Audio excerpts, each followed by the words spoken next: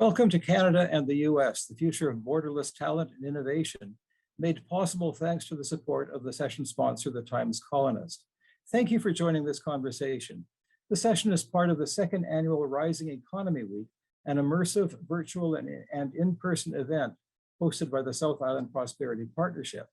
This is just one of more than 20 sessions building momentum for a more resilient, innovative, sustainable, and equitable post-COVID world. My name is Dave Obee. I'm the editor and publisher of the Times-Colonist. We have been devoted to the prosperity and well-being of the South Island for more than 160 years. Today, as we move to a digital future, we are reaching more readers than ever before on both sides of our common border and around the world.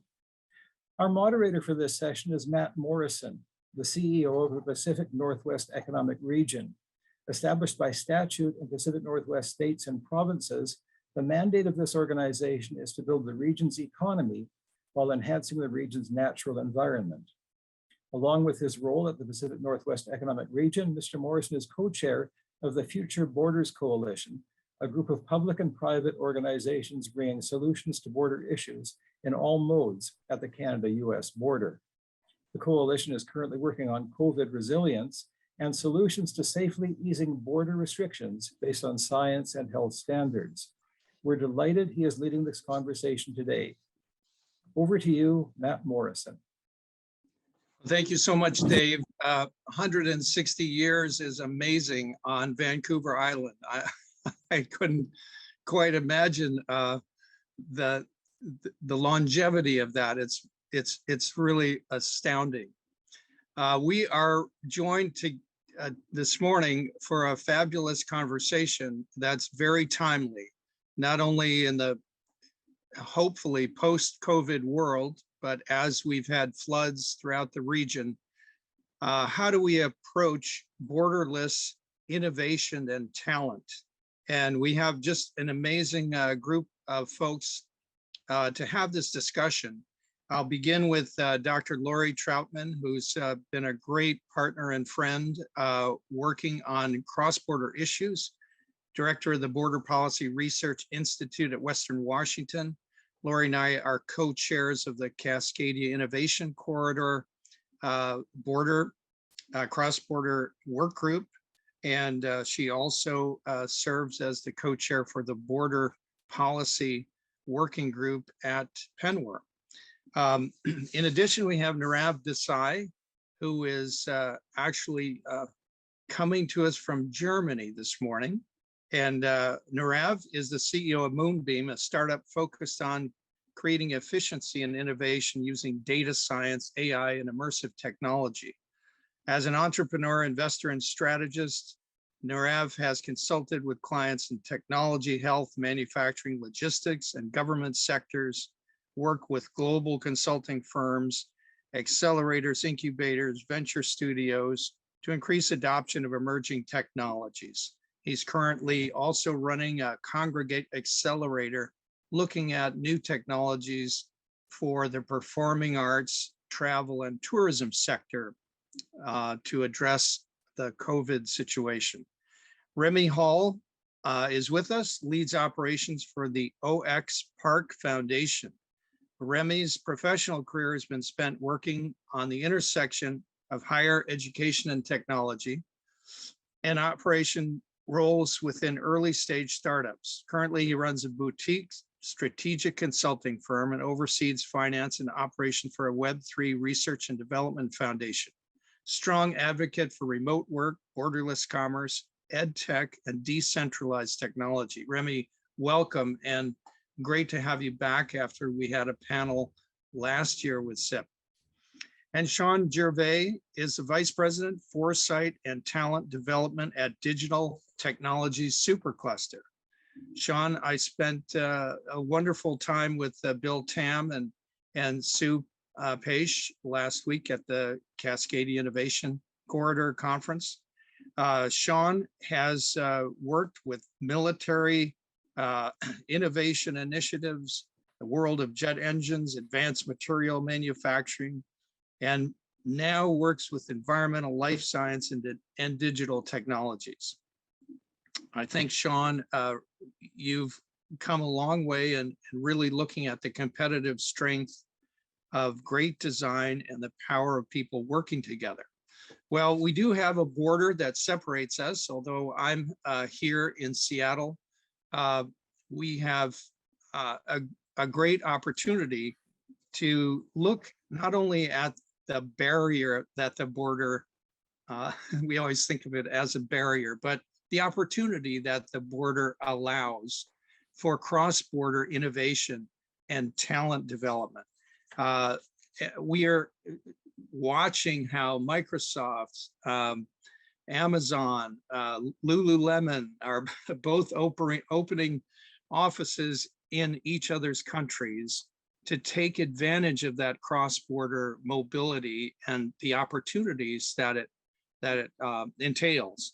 And I guess, I'd like to open up because it's been such a dramatic 20 months for Laurie to just do a very brief, Laurie, what's the status of the border today? Because it's so confusing. Tell us what happened, in the last month or two.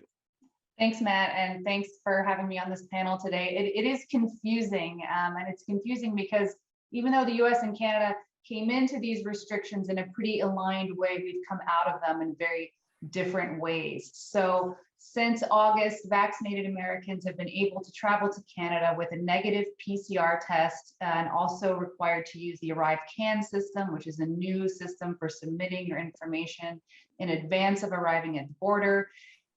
Canadians are now able to drive across the land border into the US if they are fully vaccinated, no test required. In the air mode, it's different. Canadians have been able to fly to the US this entire time with just an antigen test. Now they also have to be vaccinated, and those rules apply globally as well. So the US moved much slower than Canada in easing their restrictions, and there's some major differences there, which is of course that PCR test. Now, this is constantly evolving.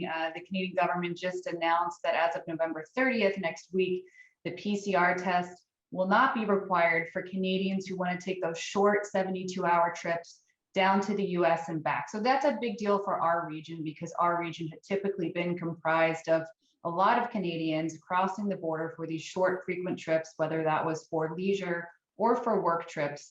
And now they can return back to Canada without having to have that PCR test. Well, thanks very much, Laurie. It is confusing, but thanks for clarifying where we are today. And it's a moving target. I do want to say that we're going to have a conversation, a free-flowing conversation here, but midway into the hour, we'd like to address questions from the audience. So if you have questions, put them in the chat or the Zoom Q&A or on the WUVA chat. And we'll monitor those questions and address them. Also, if you're posting any takeaways to social media, please use Rising Economy Week 2021. So let's explore some of the trends we're seeing that are shaping the Pacific Northwest on both sides of the border. One of these is really the rise of borderless talent, as I mentioned. How does borderless talent change the nature of competition for talent? And how can we, as a cross-border region, work together to enhance the attractiveness of our region for the kind of talent that future businesses are going to need? And maybe I'll start by asking that to Remy, but I'd like to allow Shawn and Nirav just jump in. This is an open conversation. Remy. I think the strategy that a region and the companies within the region employ when it comes to thinking about borderless talent or remote talent is really dependent on the type of culture you're going to start with your company. The thing I've kind of noticed through COVID is there are companies who have decided that we're not remote first before to buy in and go fully remote first. There are companies who have decided that their DNA is really in person and that their company and leadership can't function at their peak ability unless they are in person or have physical presence or have the same time zone overlap. And so they're doing like a slow reopening or a hybrid. And then there are companies that were already fully distributed first from the ground up culturally. And I would say those are the ones who have had the most advantage in terms of, let's call it borderless or remote poaching. So going up and picking this talent up from people who had always been interested in the idea remote, and then a company walks up to you and says, our infrastructure and our culture is remote first. So that was a bit of a long-winded segue, but it's to say, if you're deciding that your company is going to be a remote first company, what I mean is like you are designed for multi-time zone, no office, you probably don't even have a physical office, then your strategy is going to be very different in your hiring approaches and your pipeline approaches, because you can theoretically hire all over North America. And if you're set up for doing multi-time zone, you can hire all over the world. If your company is a little bit more traditional, or thinks that a significant component of your competitive advantage is about having people in a central location or a central time zone, then that's a different strategic outlook. So I'd have to kind of know what audience I'm talking to give a specific answer on the strategy. Oh, that's great, Remy. Shawn, comments? Yeah, I guess, where I'd start is sort of like a little bit on the global context, right? If we take a look at, the digital economy in terms of how you're getting a concentration of economic leadership in cities and what people are often calling mega regions or corridors. And so you'll often hear people talk about the Boston-Washington corridor or the Paris, Amsterdam, Brussels, Munich corridor, and of course for us, the Cascadia corridor. And so I think in the global context, I think that shifts as a starting point, notwithstanding the fact that you can get talent anywhere around the world, but as a starting point, you shift your talent strategy from how can I attract people to the community that I live to how do I mobilize the talent that is available in our region, right? So if I'm based in the Pacific Northwest, I should be thinking, because I don't actually have to have people move to my community now. It's not like a requirement in the job thing says, are you prepared to move here? I can actually employ you regardless of where you are. And the advantage of everybody living in the Pacific Northwest is that there is a kind of like a common feel or common, like we can kind of get along and understand. We all share the same weather patterns and things like that. And I think you see that when you see Microsoft, building capacity in both Seattle and Vancouver, or Lululemon doing the same thing. And it's thinking about, there's a pool of talent in our region. Why don't I think regionally about my talent regardless of where they live? And that border kind of disappears because from an economic leadership or an economic competitive point of view, we're really concerned about making the Cascadia corridor a place for leadership and innovation in the context of other regions around the world. And so to me, that's the starting point, is it shifts the way you think about let's call it the baseline footprint or the baseline starting point for talent from my individual community to the region. And so let's source the best people I can in my region for my particular organization. Great, Shawn. Nirav? And then Shawn, I wouldn't mind. Go ahead, Nirav. Oh, sorry. Shawn, I wouldn't mind countering that perspective, but I think I'm going to end up at the same place. I kind of draw the parallel to the late 90s, early 2000s when the whole global outsourcing wave was created. At that point, we were setting up offices overseas for manufacturing, what have you, or through H-1Bs or through study visas, bringing the talent to the Western world. I see a kind of different shift going on here. I recently just hired a few developers in Lisbon, and the talent pool there is pretty tight. Not nearly as tight as in Seattle and Vancouver, but it's getting pretty tight. The changes you've seen, though, in terms of expectation, the amount of international sourcing that's taken place with the pandemic, it's a fundamental change in the buying pattern. I think rather, if I'm, while pre-pandemic, I would have thought about maybe engaging more with Canada on a purely cost perspective. Now I could look at globally from the cost perspective. I think communities and mega clusters need to think more strategically around what's their differentiated value and what they could get from working with each other locally. Because from the talent perspective, because so much of our work is on Zoom, there's a lot of equalization in terms of the straight financial calculus. The calculus now is going to turn more to, is there value to staying within the region? Are there areas of expertise that are developed locally that can pivot off each other and grow off each other? And I certainly think that's the case between Seattle and Vancouver and Victoria. And further, is the regulatory environment such that I can hire a remote staff with the minimal overhead? And those are things that I think business will have to consider because you're now competing with Poland and Portugal and not to mention the Asian countries that are much cheaper.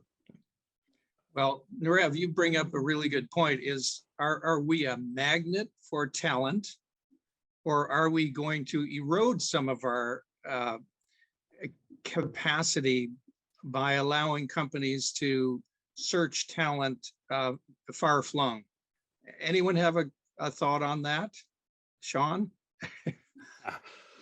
It's a tricky question to answer because you definitely can reach talent anywhere around the world, right? And so but again, trying to think through structurally and strategically and systematically in terms of, well, what actually works? Because I'm not going to hire an individual and I'll exaggerate for effect 70 different locations around the world just because each individual is got a unique cost differential. I am going to concentrate my attention on talent where it's more than just the individual, whether it is strengthening my regional footprint, or for example, one of our projects, we're looking at possibly going to Portugal as a gateway into the EU, but it's not just because there's a talent opportunity, it's because it's also connected to aspirations about growing in the EU. And so so I think there's I'm just thinking on the fly here, but there are some strategic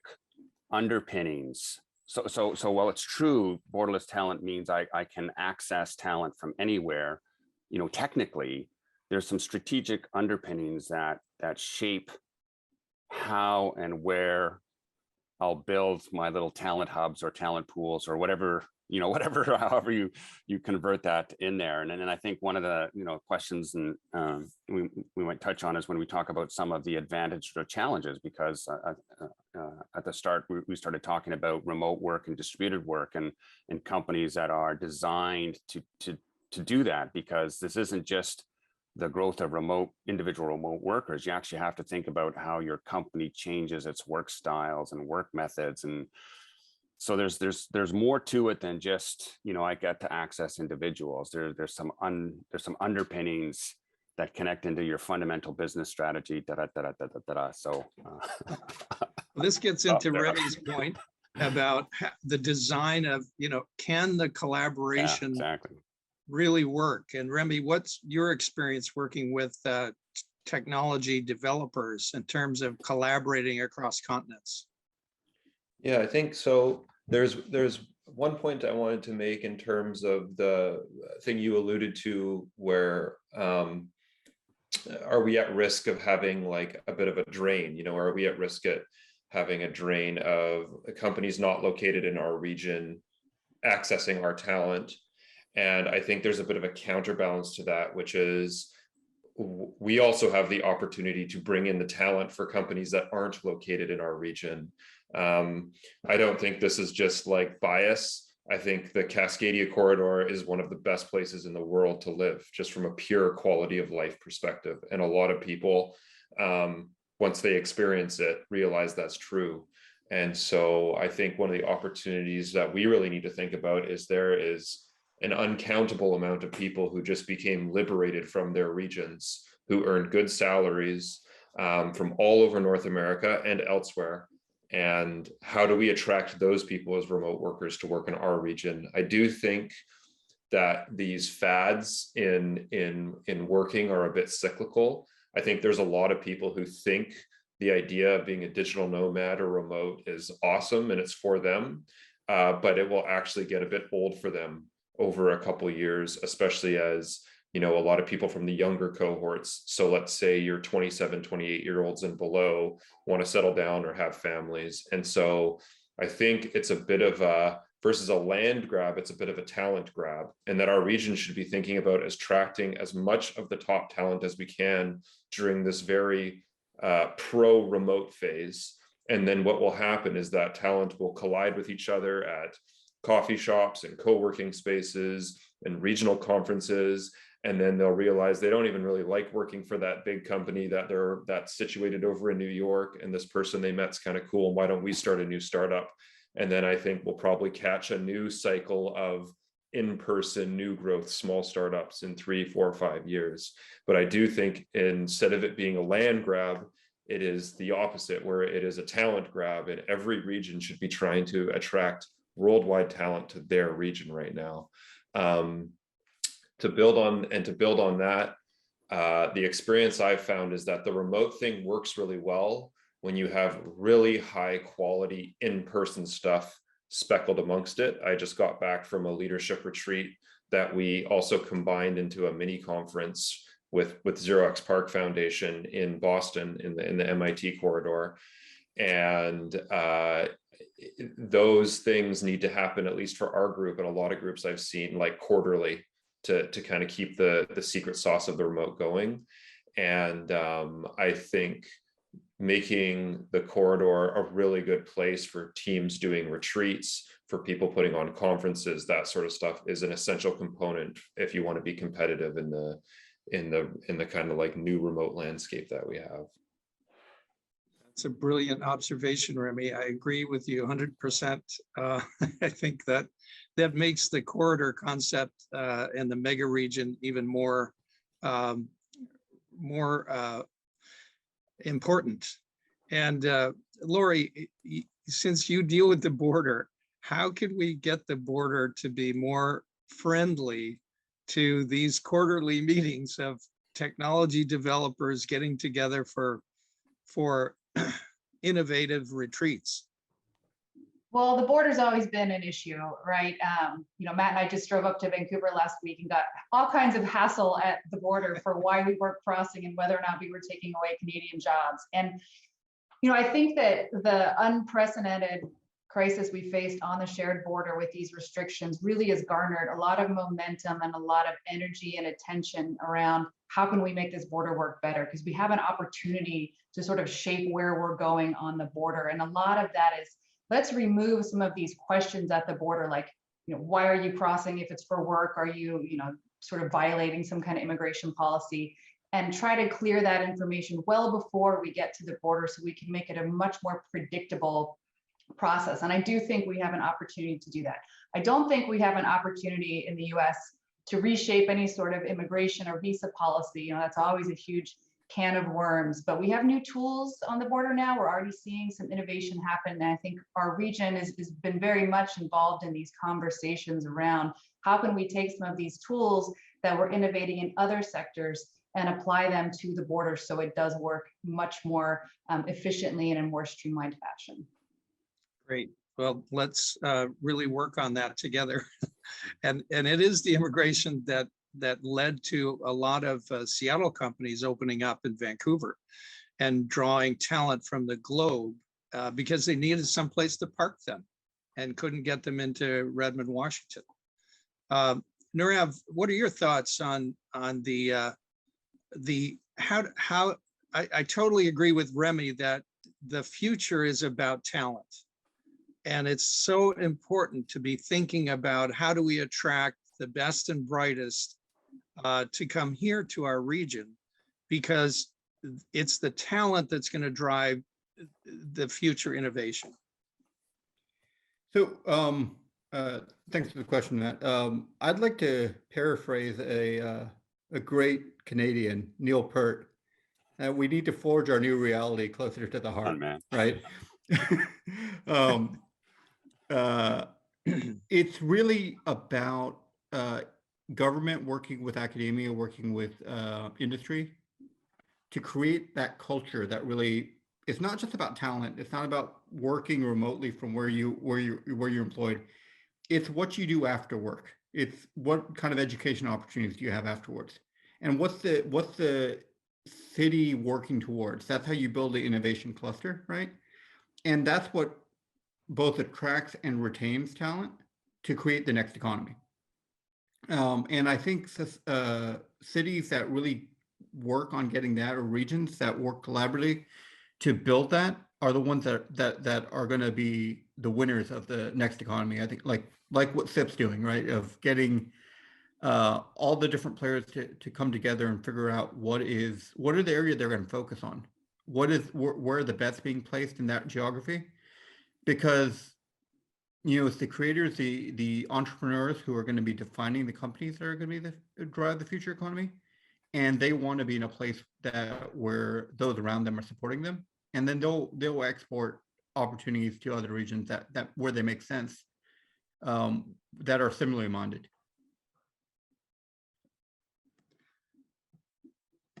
No, I think that's good. Any comments from the panel on Nirav's point? If not, I got a few questions in the Q&A. I'll go to. Someone very concerned about how do we ensure BC doesn't get the short end of the stick in the scenario where talent is countless of examples of BC companies losing employees to US companies that can pay more in wages while not having to actually migrate, as remote work is the norm. How do we protect unhealthy leakage occurring from a BC perspective? Let me go to Shawn. Any thoughts on that? Yeah, I mean, it's I think fundamentally, when you talk about salaries for employees, it comes down to, the revenue profile of a business, right? At the end of the day, your ability to pay salaries is based on your profitability and your revenue profile. And so if we are worried about BC organizations getting the short end of the stick, part of the question that we need to be asking, and I would ask it, both for BC and Washington in the context of the global economy, it's how do you make sure that your products are the best in the world, that you're actually building globally competitive products that command premium prices, that give you the actual room to pay salaries. Because without focusing on the fundamental performance of business, and without demanding global economic leadership, policy is not going to solve that problem, right? Like if I'm not making enough revenues through my company to pay salaries, policy is not going to change that, right? So that would be my starting point. I'm sure there's a whole bunch of other things beside that, but I just think fundamentally, if I'm not building products that command premium prices that allow me the room to pay salaries, all the other things just won't give me enough leverage to do that. So that would be my starting point. And, coming back to some of the points about the talent grab and what's special about our organization or about our corridor, and why is our corridor, the premium place around the globe for talent to come to do cool work. That would be my starting point, which is not to say it's the only thing. But as I say, if you don't have that, I don't see how other policy levers or other techniques actually solve that. Great. Remy, any thoughts? So I got two. One is about redefining what compensation means. And I've noticed this can sometimes be generational. It can also be life stage, like at what point in your life are you? But compensation is salary. Compensation is flexibility in work hours. And compensation, and this is related to what Shawn is saying, is like the satisfaction one gets out of working on something. So the bonus of making a world-class product or having a world-class company is not just that you then command more revenue, that you can pay higher wages, is that your employees actually feel proud of working on your product. So if you're making a decent product that has a bunch of competitors and yours isn't that much different, and you're paying a middle of the road salary, you better watch out. But I know for myself, like I personally have taken a 20% pay cut to work 4 days a week for the last 3 years. I don't have a family yet, so I can afford to do that, but I much prefer having that situation. The other thing is increasing your supply and increasing the diversity of your supply. So if wealthy American companies are coming up here and poaching your employees, well, what are you doing to look on the same time zone in PST or even 1 hour off in Latin America, where there's incredible talent who are blown away by the wages that you would pay? On a policy perspective, a lot of those people, especially through the pandemic, especially what we've seen in some of the destabilization in Colombia and Venezuela and whatnot, would also love to live here and would love to work for a Canadian company and would appreciate the salary you're paying, but also the opportunity to work up here. So that's more of an immigration policy. How easy is that to be happening? Sorry, I'm speaking from a Canadian context because I'm Canadian. The same would be true about America, right? And then I think lastly, and this is the tough one, is you really need to think about your junior pipeline, and mentorship is expensive. And I think what we've seen is for a lot of tech talent, if you're waiting 4 years for people to come out of a bachelor's degree, that's a long period of time. There's been an explosion of boot camps. I used to work for one, so I'll throw my prejudice for boot camps out there, but there's a lot of stuff. There's boot camps, there's online training, there's all sorts of ways to skill people up. And if you're afraid of a bit of a brain or like a talent drain happening to your company, all I can say is you should have someone on your team who is really dedicated to your junior pipeline program and actively working with people in that region, whether that's co-op departments at universities, or whether that's with the career services people at boot camps, or there's some fantastic programs, once again, BC centric, like the First Nations Tech Council, which like fully subsidize the upskilling of First Nations people to get tech skills. Like you should actively be working with these groups and basically sniping the best junior talent coming out of these and investing in mentorship. And that's a little bit of a hedge. It's not a hedge against people taking your seniors people, but it's a longer term like focus and hedge. Those are kind of my best two responses to that. That's great, Remy. Well, let me turn to Nirav. You've done a lot of incubators and accelerators, and this is related to what Remy's saying. Is are we doing enough to bring along that pipeline of junior talent, and what works and what doesn't work from your experience? I think there is, and there were some great points brought up throughout. If we think about, are you positioning the economy for the current technology or current climate, or are you positioning for what's next, right? And that's the first question I'd ask for the respondent who asked that question. What is the unique value that is being created? Whether you're talking about a region or a company, right? It's all storytelling. How do you craft that narrative, right? So for example, and I like to pick on Austin, I grew up there, or I went to school there. They built their story around a cool town for back office jobs. But they haven't experienced the type of startup success that Seattle has achieved, for example. They still have as many engineering offices as Seattle has. They still have high-wage jobs, but they don't have the game-changing startups unicorns that Seattle has achieved. It depends on how you want to develop, right? They came together and said, we really want to be a back office for Silicon Valley. And that's where they put their emphasis. Other areas are zeroing in on particular competencies.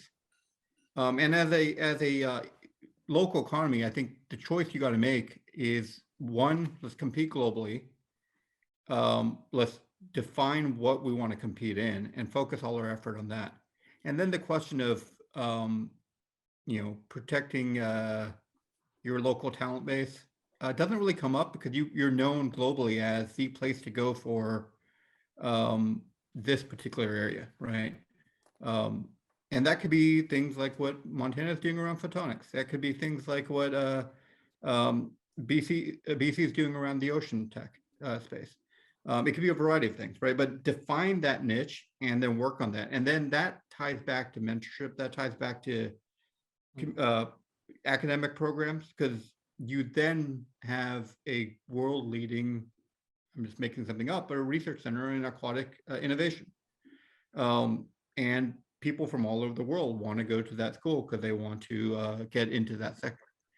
But there needs to be a coherent message. And it's really all about storytelling if you're attracting global talent. Well, Nirav, we have another question from Sonia. In tech specifically, a lot of companies offer remote work and destination work as a perk because all you need is your laptop. But when you actually try to work remotely from a different country, you run into all sorts of issues around regulations. How can we work to ensure the appeal of working from anywhere is actually feasible when it comes down to the legal side of things and not just a false benefit? I guess I'll see if Laurie has any comments on that. I don't. I have the same question, so I'm really curious to hear if other panelists can answer it.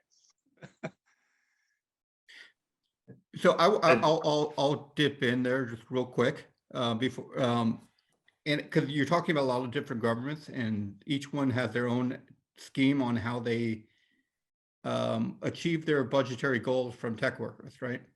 Whether that's income, whether that's spending, income tax, sales tax, what have you. The calculus I would ask you to consider is what are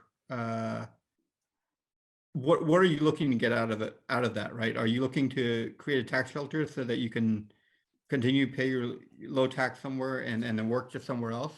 Or are you looking to be part of that society? And I think that's the key consideration, because ultimately fads in nomadic work fade. It's really where you want to establish your friends and your community and all that. Well, certainly the post-COVID world is being revolutionized now with all kinds of people working remotely, and who taxes them? Where are they getting? It's a huge policy issue that I work with legislators from both sides of this border, and they're really addressing these issues or thinking about them, but it's not clear yet. Anyway, it's something that if we can solve it on the Cascadia corridor perspective, then it makes us more attractive. If we can advertise that, look, this is, and that's pretty much what the large companies have done. Microsoft has a whole team of lawyers. They'll figure it out. You'll be fine. But the small startups, it's a different situation. And that's where we have work to do. To answer that question specifically to the individual who asked it about, how do you make remote work a non-token offering that you don't follow up on? I would talk to your employees or your prospective hires about like their definition of remote work, because if people are just wanting to do kind of what Nirav said, which is they just don't want to work in that exact town that you're located in, but they want to set up shop somewhere else. That's a different and less amount of headaches and payroll and HR complications than if you have people who really want to be digital nomads. And it also depends on the nationality.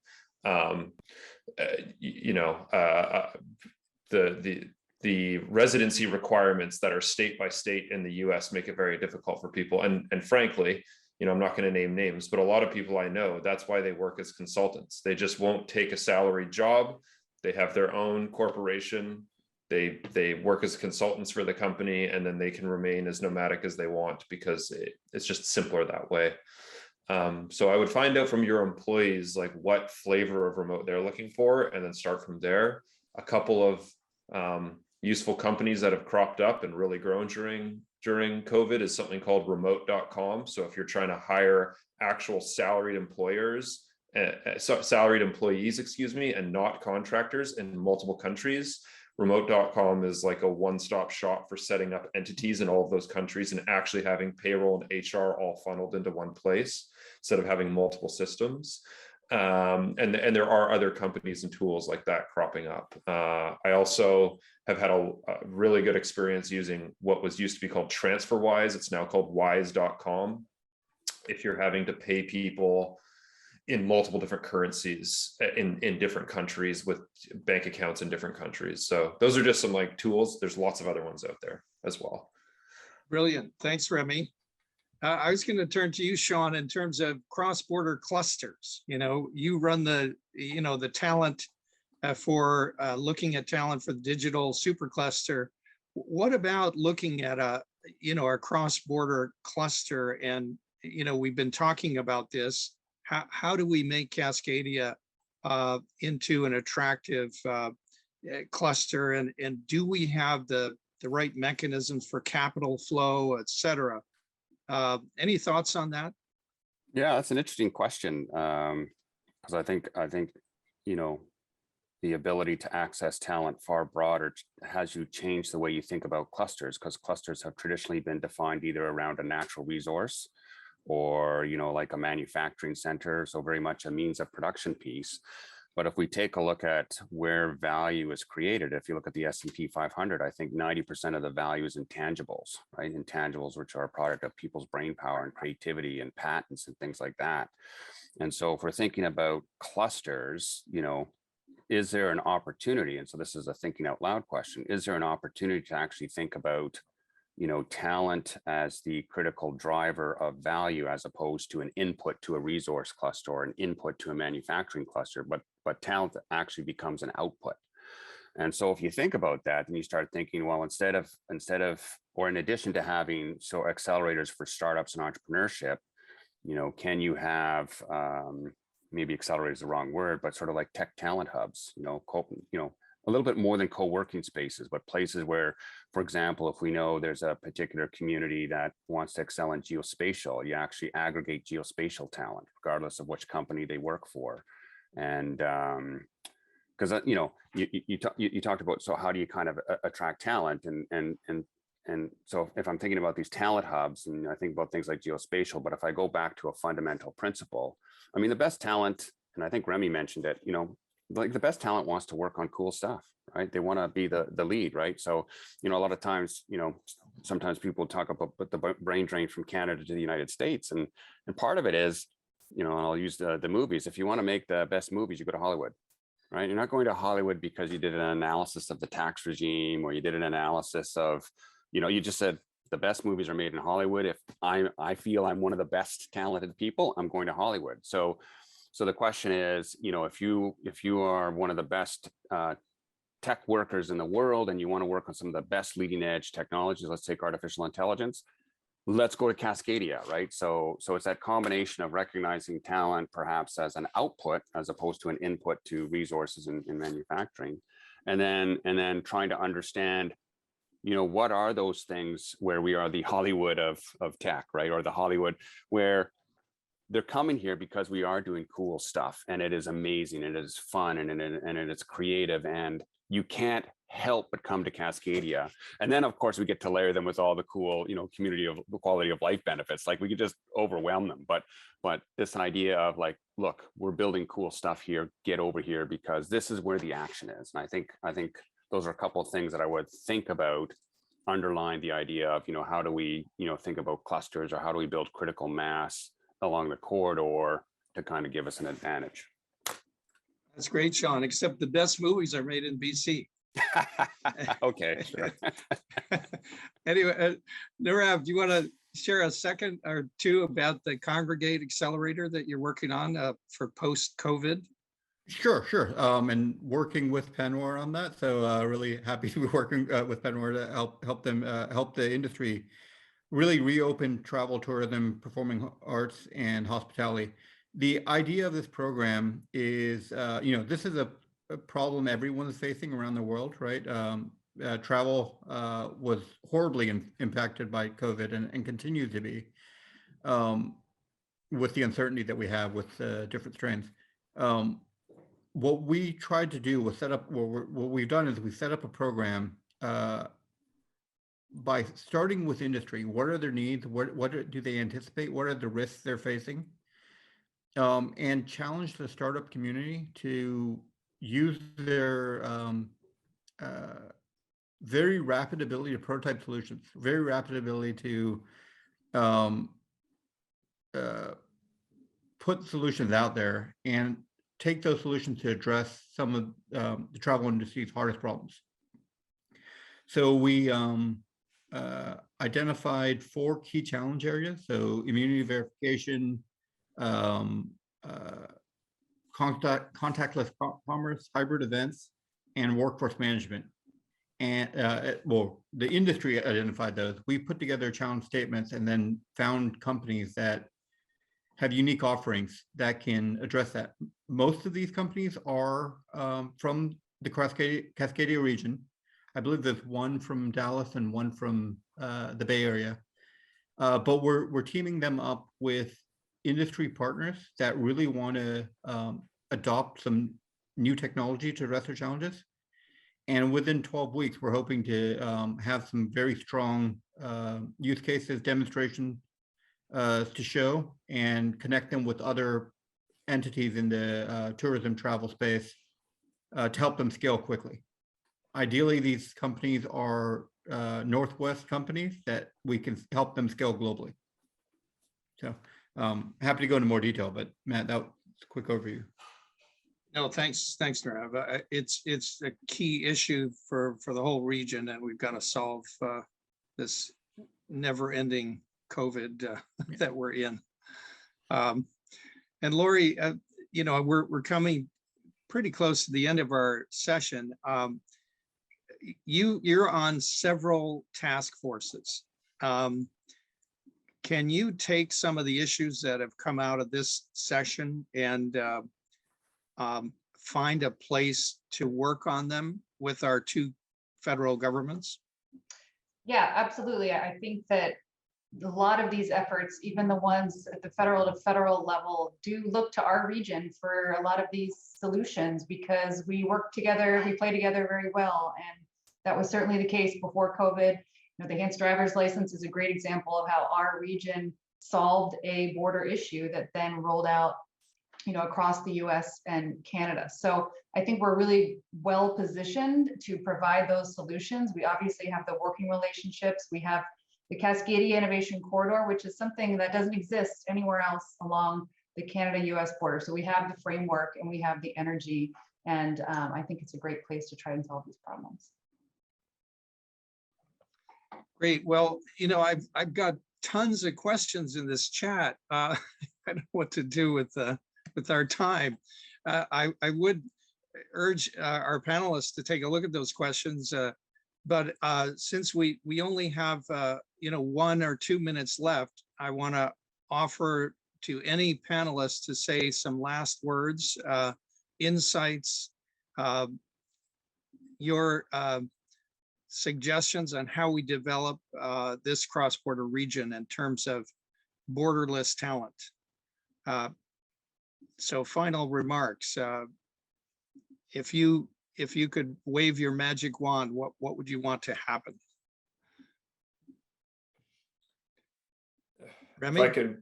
If I could wave my magic wand, NAFTA would have the same work visa aspects as the EU has. You should just be able to cross the borders of Canada, US, Mexico. To answer someone's question in the Q&A thing, asking about how do you take advantage of these policies if you can't even go workplaces? I think unfortunately the short-term answer is you either don't or you lie at the border and you say I'm going down for a trip or a vacation and you work on the other side of the border. I'm definitely not recommending that, but I'm saying of the digital nomad community, I know that's how people are doing it. But the longer term, it would be way better if we had policy like that. Great. Shawn? Yeah, so I'll just second Remy's suggestion on the work visa. I think that's a great idea. And then I think just if I boil it down to the context of an individual organization, I think the thought that I would have is, don't be afraid to put boundaries on your talent strategy. Like the opportunity may be massive, but it can be overwhelming if you try to think about all of the possibilities, and you can't be an organization for everybody, right? And depending on where you are in your development, depending on where you are and being able to manage distributed work, get yourself on a path where your talent strategy, builds in the junior pipeline and other things, but in a way that's appropriate for what you're trying to do as a business, and just build in some mechanisms for continuous improvement so that your talent strategy improves over time. But don't let the idea of borderless talent overwhelm you. Just kind of, recognize the broader opportunity and then ground it in the fundamentals of your business strategy, put yourself on a path to continuous improvement. And when you succeed, our corridor will succeed. So we have a bunch of businesses that are working the talent strategy aggressively to support their business. It's going to bubble up and support the broader corridor. So those would be my final thoughts. Great, Shawn. Nirav? Yeah, I think academia plays a critical role in both talent and in bringing a innovation cluster together. Particularly in the Northwest, I'd love to see more academic collaboration, particularly, even something akin to what they have in the Boston area of letting students take classes in other regions. It'd be great to enable things like UW students to be able to take school at UBC, even just to experience it's a similar culture, but it's just a little bit different, right? And make that easier. Make it easier for businesses to work, have employees on either side, and rent meeting room in different locations without it being a problem. Have a bi-weekly meeting that happens on either side of the border. Just the straight mechanics of that would go a long way. Terrific. Anything further, Laurie? Well, I'd very much echo what Remy and Nirav said. And we have a kind of a cross-border fellowship program here at Western where we send people back and forth to the University of Victoria. And I have to say, just understanding how the Canadian system is different from the US system from somebody who lives here is also, I think, a really important part of developing our leadership. So again, making that more seamless and really more predictable so that you're not showing up at the border and at that moment figuring out if you're allowed to work on the other side. Great. Well, it's too much to summarize this amazing conversation, but we are living at one of the best places on earth to attract talent. We are a magnet already. We need to find ways of really working more collaboratively together. We should push our federal governments to really make it more straightforward and easier to work on both sides of the border. And we should get all of our universities and accelerators and incubators more connected to each other. I see that Alicia is on, so I have to say thank you so much to all of our panelists. It's been a great conversation, and we hope to do this again and come up with some action items and bring some success here, and really thank everybody for spending time with us. And thank you for the great questions on the chat. We'll get to them. If we haven't online, we'll try to answer them after the session. With that, I'll turn it back to Alicia. Thank you. Thank you, Matt. Thank you, Matt. Thank you, Laurie, Remy, Shawn, Nirav, for the wonderful conversation today. Thank you to our sponsors, the Times-Colonist, for sponsoring this important conversation. Thank you to our presenting sponsor, RBC, and our innovation sponsor, BC Ferries, for supporting Rising Economy Week. Thank you to our attendees, and just to echo Matt for the really strong questions in the Q&A today. We encourage you to head back to the Whova platform to continue the conversation. There you can check out the event agenda, upcoming sessions, and head to the community section to check out the exhibitor booths, join virtual meetups, and engage in further discussions. The more you engage with the platform, the more points you'll earn, increasing your chances of winning one of our prizes. Up next, we have a Czech Spotlight with Emily de Rosenroll. Here we go. there it is. Czech Spotlight with Emily de Rosenroll, CEO of Coast. Then at 1:30 p.m. Pacific, we have Making Canadian Cities Affordable Again, a keynote presentation by Jennifer Kiesmat. If you're joining us in person, this will also be followed by a roundtable, or you can catch the keynote virtually on the Whova platform. We'll be back again tomorrow with more virtual sessions. We hope to see you there, and we hope you enjoy the rest of this week's events. Thank you.